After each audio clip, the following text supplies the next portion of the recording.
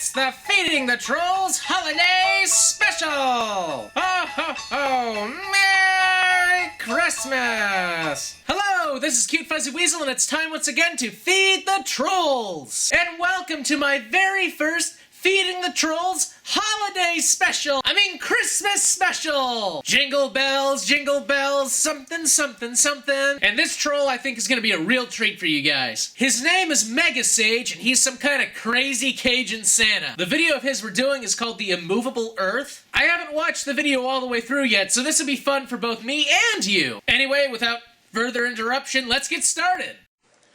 Well, hello there. This here is Santa, and I'm here to talk to y'all about Pepperidge Farm bread. Welcome to my video message. This here message brought to you by KFC. You know, I always imagined this is what the farmer who owned Foghorn Leghorn looked like. To the atheist movement worldwide. Do any of y'all want some Georgia peaches? We are here to debunk you. Debunk you with a plate of blueberry muffins from Pepperidge Farm. I'm sorry, I know, I keep going to the Pepperidge Farm thing, but his accent just lends itself so perfectly to it. Have you ever wondered why the Earth does not suffer from severe hurricanes and wind blasts that would blow mankind right off this planet? Because that would be impossible? Speeding along at 67,000 miles per hour and spinning at 1,000 miles per hour would certainly test your fortitude to stay on. No. See, I've heard this argument before from a history book, and I'm sorry. Keep going. There's no way. There's no way. The orbital Earth vehicle, which it is not. Look, you're obviously saying it wrong. I mean, we live in the 21st century, for fuck's sake. I mean, there is no fucking way. I mean, you're an American. You're not even living in like some isolated region of the world where there's no like anything. There's no way you could mean what I think you mean. It is not moving. It's been that way from the beginning. It's written that way in the Holy Word of God. And for some reason, it was withheld from the students as Geocentrism was taught in the classrooms of the schools of most of the world. What the fuck? What the What? You're a geocentrist? Okay, for those of you who may not know, and I don't blame you if you don't know, geocentrism is the idea that the Earth remains stationary and everything else revolves around it. You know, it's one of those things people used to believe like 500 fucking years ago. Yeah, that's geocentrism. Merry Christmas! So the students didn't even know there was a controversy. They didn't know there was a controversy because there isn't a controversy. The Earth rotates around the sun. Even hardcore fundamentalist religious zealots living in the forest know that. Dude, I've really got to ask this, and I've never meant this seriously before, but I mean it now.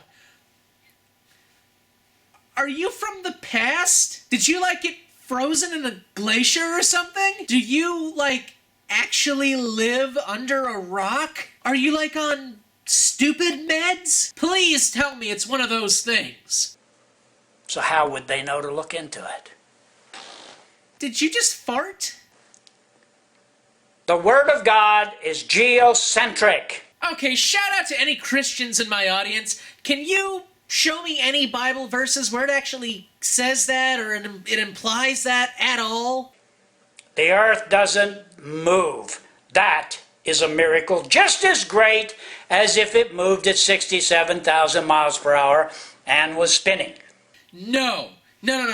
It would be far more of a miracle if the Earth was completely stationary. You see, if the Earth wasn't moving, that would mean not only were we not subject to normal gravitational laws, we would be, in fact, not subject to any known laws of physics. Gonna say that again. If the Earth is completely stationary, unmoving in any aspect, then Newton's laws, all known laws of physics, and everything we know about the fabric of reality is null and void. Basically, it's magic. Geocentrism equals Harry Potter is real. And you know something? That would be fucking awesome. Come on, raise your hand if you would not be stoked that magic was real. I would start working on being a fire mage myself. Casting, like, fire lightning, shooting like ice spike. It'd be like Skyrim. It'd be awesome. Post in the comments below what you would do if magic was real. I really want to hear from you guys. I mean, I will dedicate a whole vlog to that topic. Both are miracles. No. One is real science, and the other is ice bolts.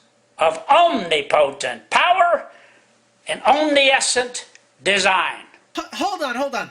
Omnipotent and omniscient? Do you mean omnipotent and omniscient? So either way you look at it, God wins. No, it doesn't. It means science or Gandalf the Wizard. Now let's get down to business.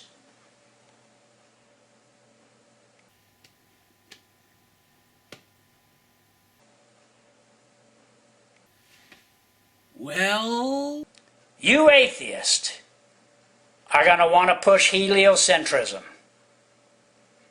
And believers are going to want to bring up the fact that the Word of God has been geocentric and the world was geocentric for a long time. Yes, and for a long time, people also thought the heart was where the thoughts happened. And science is corruptible. There is no evidence proving that scientists are holy men. No, you're right. You're absolutely right. There is absolutely no evidence that scientists consider themselves priests of some religion, with a few exceptions. From top to bottom, they are not. Totally trustworthy? Absolutely not.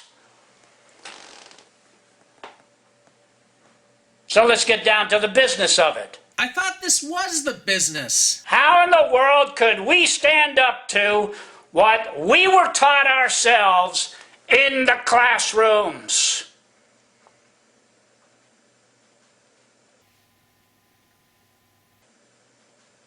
Say something! Heliocentrism cannot be wrong, can it? Because it was taught in the public schools. It was taught in the private schools. Which means what? What the fuck does that mean? Hey, you want to know something that's also taught in private and public schools? Addition! Does that mean addition is wrong? Does 1 + 1 = 8? What about the fucking water cycle? Is that some kind of vast scientific conspiracy to kick God out of the classroom? And what about Newton's laws of motion? Yeah, more like Newton's laws of the devil. And yet the Word of God was geocentric the whole time. Now, if you have a young child and you're in a car and you're going down the highway for the first time and you're passing by a forest and you say to the child, look, over there, that forest, it's moving at 75 miles per hour. Do you know what that means? Oh my God, the child goes, how do you know? And you show the child your speedometer. And the child sees 75 miles per hour and believes you.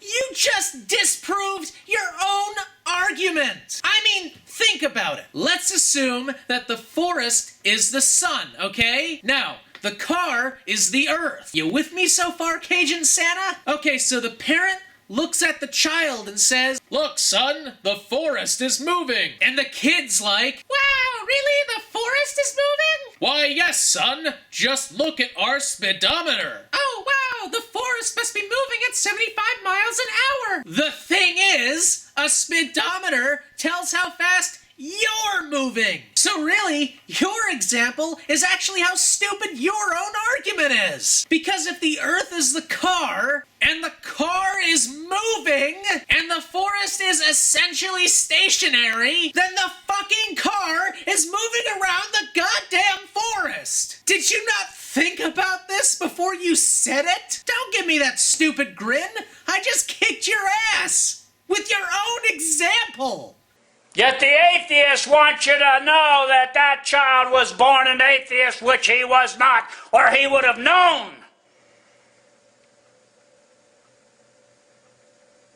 Or he would have known what? Stop fucking pausing. That any talk about God was wrong. How?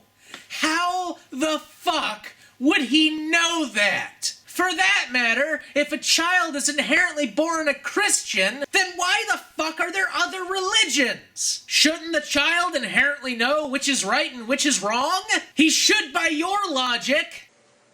But I tell you, it doesn't matter which side is moving.